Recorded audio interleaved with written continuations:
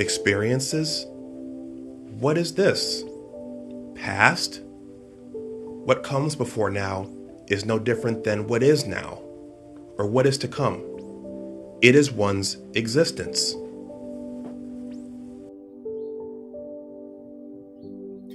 In this video, I want to take us back to Star Trek Deep Space Nine and take a look back at the Wormhole Aliens, also known as the Prophets of the Celestial Temple. I also want to take a look back at the principles of linear time and continuous time, and I want to ask the question, which one are we living through now, here in our corporeal existences?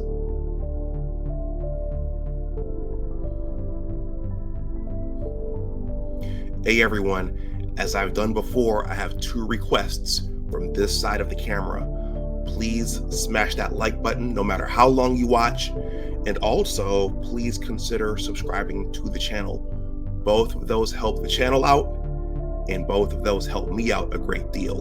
And now on to our feature presentation.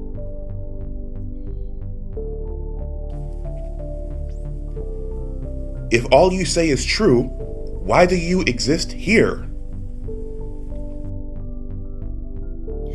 Now, as we're crossing over into a new year, I'm not going to say which year it is because I want this video to be evergreen.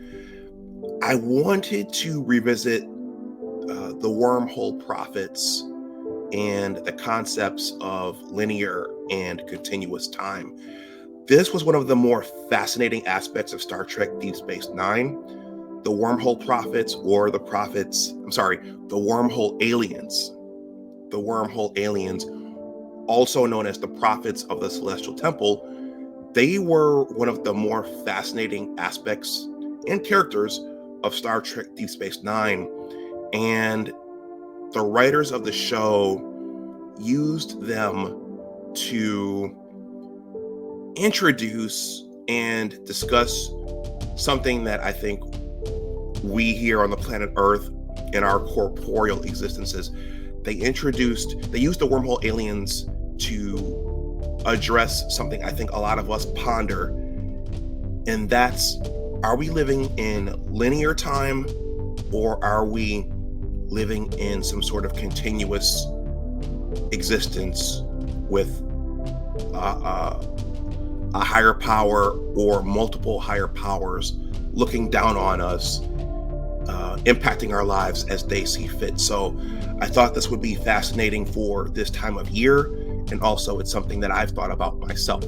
So let's talk about the Prophets of the Celestial Temple and whether or not we live in linear or continuous time.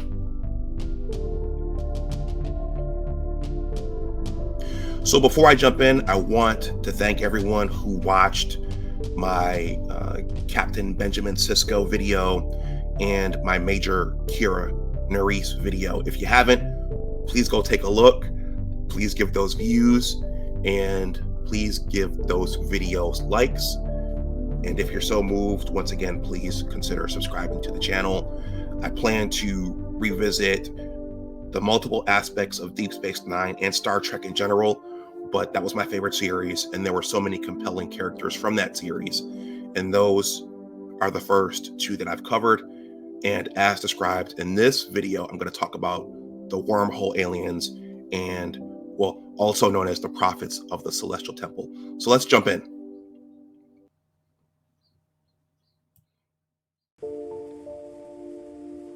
The creature must be destroyed before it destroys us. It is malevolent, aggressive, adversarial. It must be destroyed. We seek contact with other life forms, not corporeal creatures who seek to annihilate us. Destroy it now.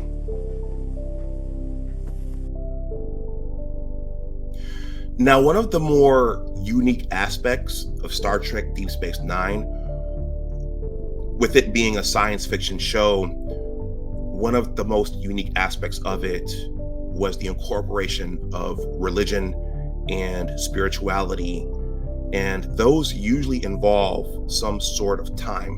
What was also, well, some sort of concept of time, as I'll describe.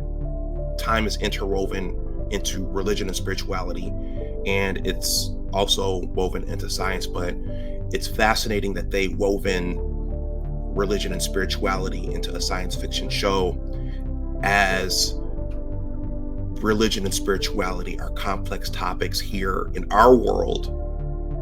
They cause, well, they're not meant to cause divisions and conflicts between people. In human history, they have, but they're meant to compel us to connect to a higher being. They're meant to galvanize cultures. They're meant to help us understand death. And so they're very, very important parts of our existence here on the planet Earth in our corporeal shapes and beings. But they wove in religion and spirituality. Now, also science fiction almost always involves a discussion of time, and Star Trek in particular has incorporated this theme numerous times, not just in Star Trek Deep Space Nine, but also in the original series, in the movies, the Captain Kirk movies. I believe they probably did it at times in the Next Generation, but within this franchise, throughout this franchise, time travel, alternate universes, parallel universes, going back in time, that's been a staple of Star Trek. So let's talk about how it was used in Star Trek Deep Space Nine.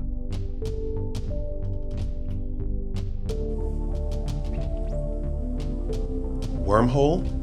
What is this? It is terminated. Our existence is disrupted whenever one of you enters the passage. Your linear nature is inherently destructive. You have no regard for the consequences of your acts. So aside from the time when Sisko and Dax and Bashir and Chief O'Brien went back to the original Enterprise in that one series that involved time travel, going back in time. Time was, in Deep Space Nine, was typically associated with the Wormhole Aliens. How cool was it, first of all, to have Wormhole Aliens, or the prophets of the Celestial Temple? So who were they and what were they? So what was unique about Star Trek Deep Space Nine is that it was, for the most part, stationary. Those of you who are familiar with the genre and the series know that. Every other series was in a spaceship traveling across galaxies and in the universe. But Star Trek Deep Space Nine took place on a station, and there was a wormhole in close proximity of that station connecting the Alpha Quadrant to the Gamma Quadrant. And it turned out that there were alien beings residing in that wormhole. The Bajorans called them the prophets of the Celestial Temple. Those prophets sent orbs to the Bajorans, which were which were the basis in large part for their spirituality and their religion. There were power wraiths. So there were the prophets, and there were also power wraiths, which were evil versions of those wormhole aliens. So that's who they were.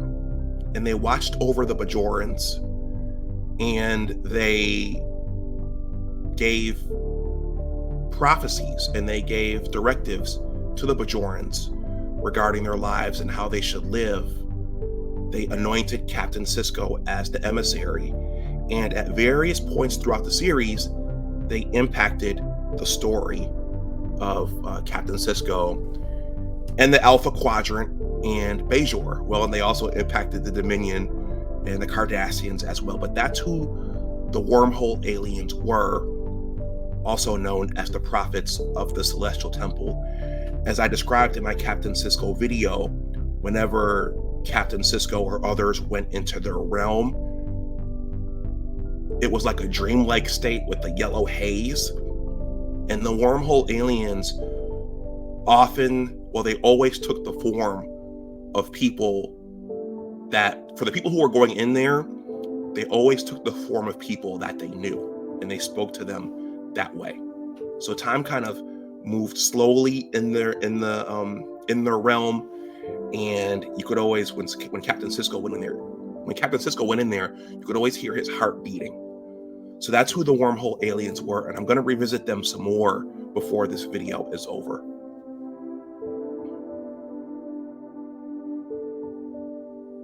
What was compelling about the wormhole aliens / the prophets of the Celestial Temple was the way that each of the actors and actresses portrayed them.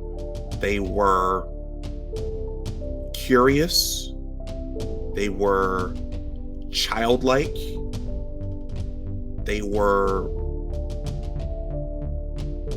fascinated by Captain Sisko and the corporeal beings. They were to some degree arrogant and dismissive. And I think, everyone who stepped into those roles at those specific parts of the story, everyone, whether it was Sirach Lofton or Nana Visitor or Mark Alamo or Renee Aubergenois, whoever stepped into those roles when asked to do so, they did a masterful role of portraying the wormhole prophets / the wormhole aliens / the prophets of the Celestial Temple. The Sisko has returned to us. He arrives with questions. There are always questions. Now, as a scientist myself, by the way, I do have a science and technology channel. It's called Big Discussions 76, Science and Technology.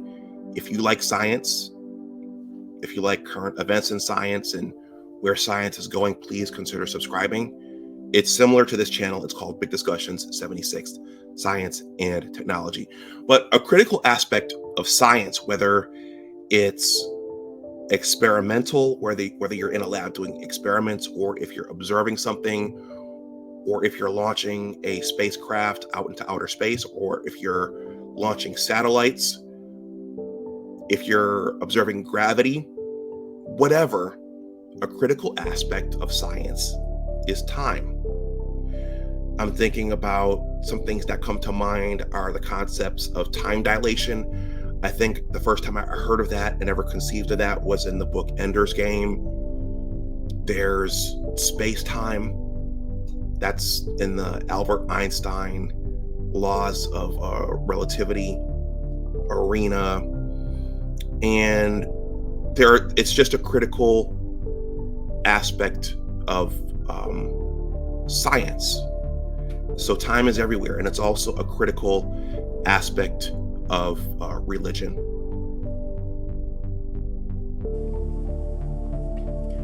Die?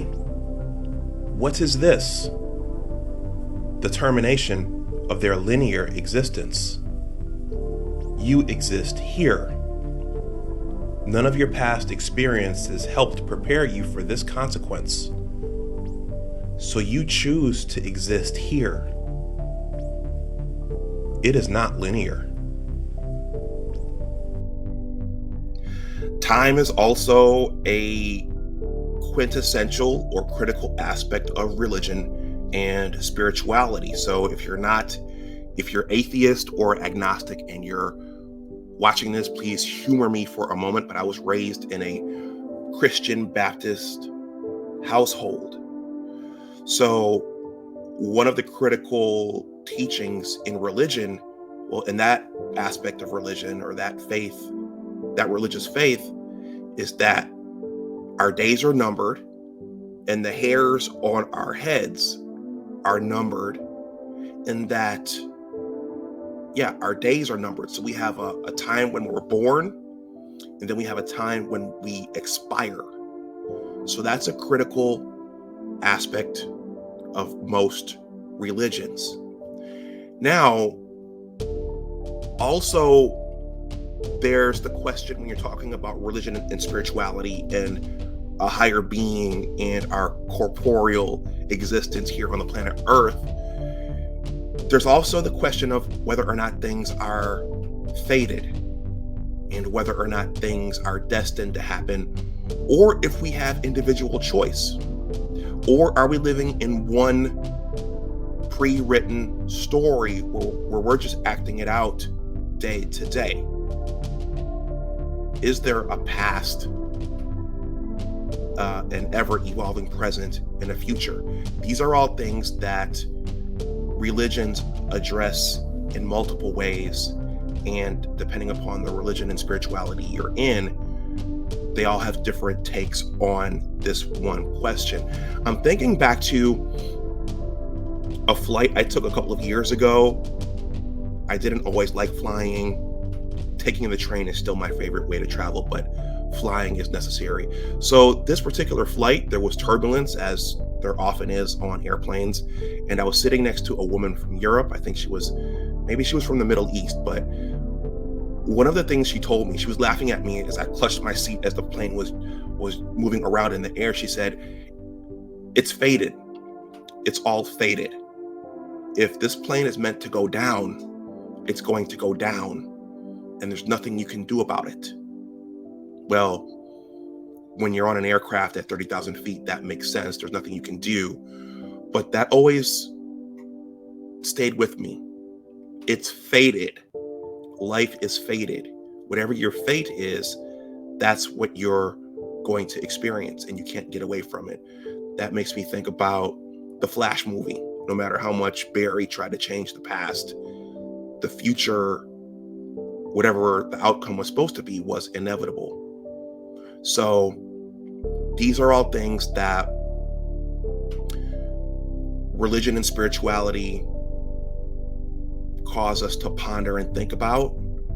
And these are things that in Star Trek Deep Space Nine, in terms of the Wormhole Aliens and the prophets of the Celestial Temple, these are all things that the writers of the show, these are themes that the writers of the show wrote into the story, and as viewers, they made us think about. Are our futures fated and set, or are they unfolding based upon our choices and the real-time choices of a higher being or higher beings? Which is it? We don't bring you here. You bring us here. You exist here. Now, we were introduced to the prophets of the Celestial Temple in the very first episode of Star Trek Deep Space Nine, entitled Emissary. Well, for those of you who know, I mean, if you're a fan, you're probably a fan if you're watching this. But in that episode, Commander Sisko goes to the station for the first time reluctantly. Captain Picard encourages him to go and help shepherd Bajor into the Federation. And it turns out that the prophets of the Celestial Temple they anoint Commander Sisko as their emissary, which he rejects initially. So to make a long story short, in that show, he and Jadzia Dax investigate the wormhole, and Captain Sisko comes face to face with them. He meets them. They're afraid of him at first. They take the shape of the beings who were relevant in his story at that time. So in that story, we open up at the Battle of Wolf 359 aboard the USS Saratoga, where he loses his lovely wife, Jennifer Sisko, played by Felicia Bell. And Commander Sisko is continuously reliving that moment. So the Wormhole Aliens, they take the shape of Jake, they take the shape of Captain Picard, they take the shape of Locutus, they take the shape of that blue guy, that other officer aboard the USS Saratoga. They even take the shape of Jennifer Sisko. And they're initially afraid of him. And then Captain Sisko has to tell them, you don't have to fear me. I'm just a visitor. We were curious about your wormhole. And then they get into a discussion where Captain Sisko starts teaching them about linear time, linear existences, linear procreation, and corporeal existences, time where we don't know where it's ever unfolding and where we don't know what the outcome will be. And the wormhole aliens are confused by this. They say, well, what is time? What is this linear time? Time is ever existent. Time is continuous. So there is this back and forth about that. And then it's revealed that Captain Sisko, because of the trauma of losing Jennifer, he's continuously living that time. He's continuously going back to the USS Saratoga and the Battle of Wolf 359, and he's continuously going back to Jennifer's death. And they keep telling him, you're telling us about linear time, but you exist here. You exist in this moment. You keep going back to this moment in your life. So while you're telling us about linear time, you're continuing to live in this moment.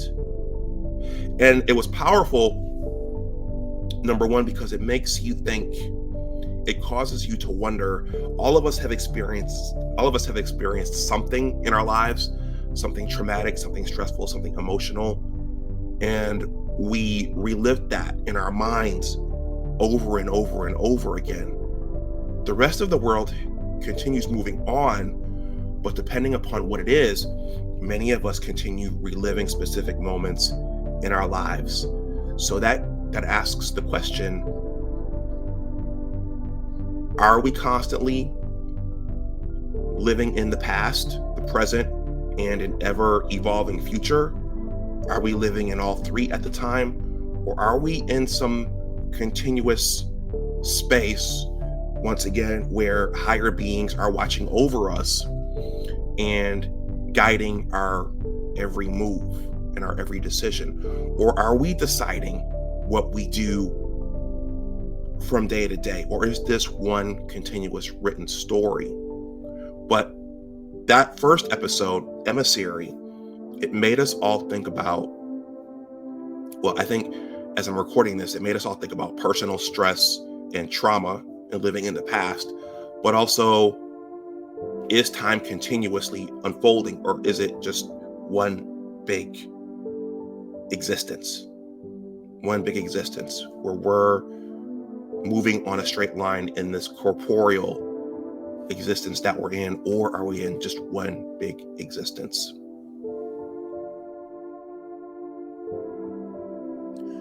You desire to end the game. You seek to shed your corporeal existence that cannot be allowed. The game must continue.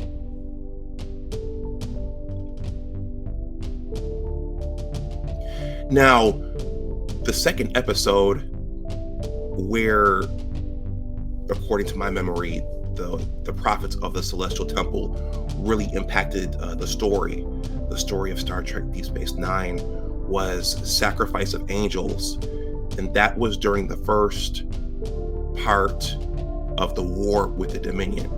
Captain Sisko and the Federation and the Klingons were looking to take back Deep Space Nine and the wormhole to secure the Alpha Quadrant, and Captain Sisko flew the Defiant into the wormhole as Dominion forces were coming through. And at that point, when he was about to sacrifice himself, the prophets took him back into their realm.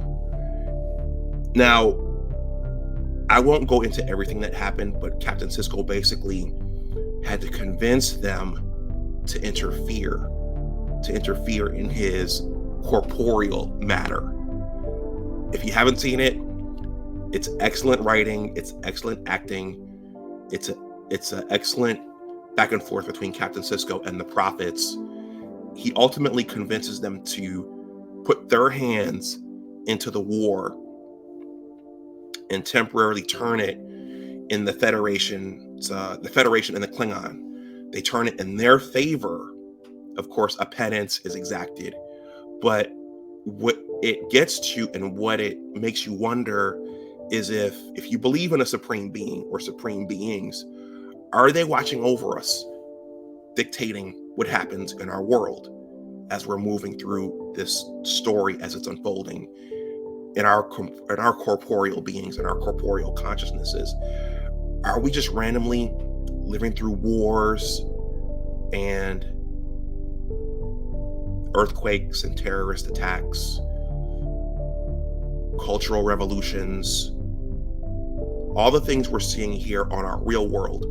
Are we just randomly living through these things, or is there in fact a supreme being looking down on us, moving the pieces around and dictating our outcomes? I think for me, that's what Sacrifice of Angels and the show in its entirety, that's what those were asking, and that's what those compelled me to think and ponder.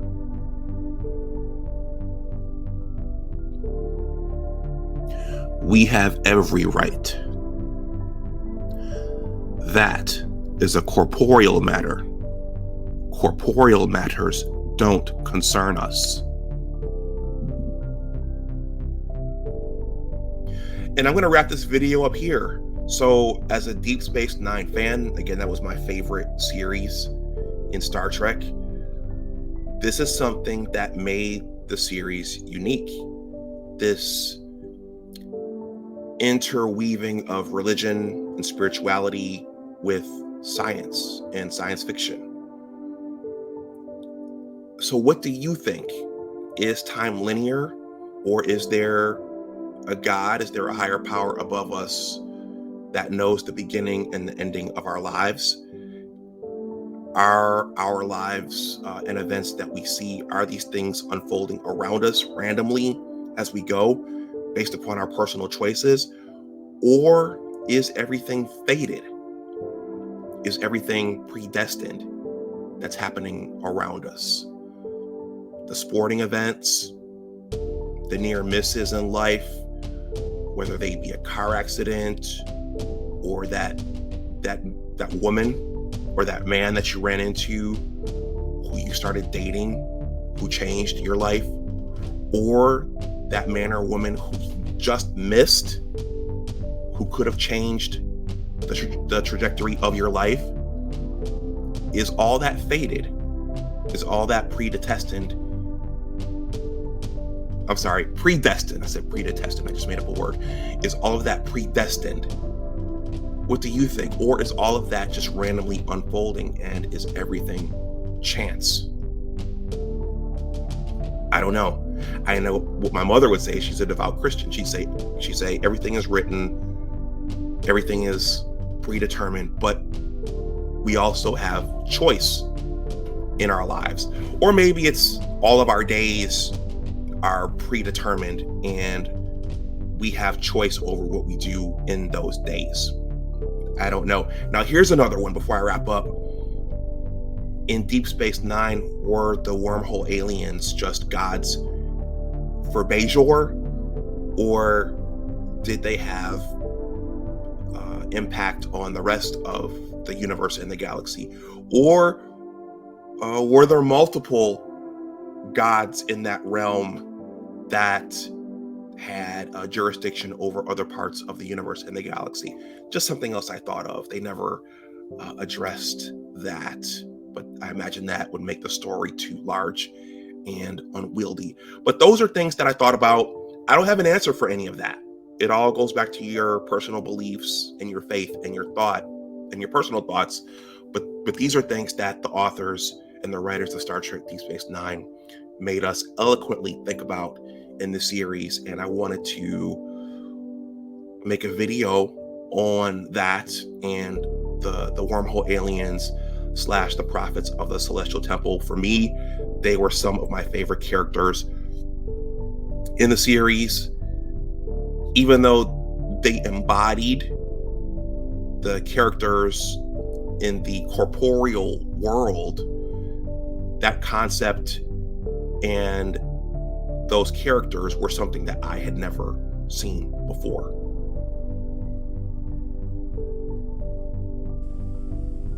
We cannot give you that which you deny yourself. Look for solutions from within, Commander. All right, everyone, let me know what you think in the comments section below. This is Big Discussions 76, Entertainment and Media. My name is Dr. Anwar Yusuf Dunbar. Please like, share, and subscribe. If you want to donate something to the channel, my information is below in the description box. Also, please consider joining the Big Words LLC Newsletter. In addition to being a YouTube content creator, I am also a writer with 2 blogs and a book project on the way. So with that, I have to run. So yeah, again, let me know what you think in the comments section below. And yeah, I will sign off as I always do. As always, remember that your attitude determines your altitude. Always try to do your best. Take care, and I will talk to you the next time. Bye-bye. Experiences? What is this? Past? What comes before now is no different than what is now, or what is to come. It is one's existence.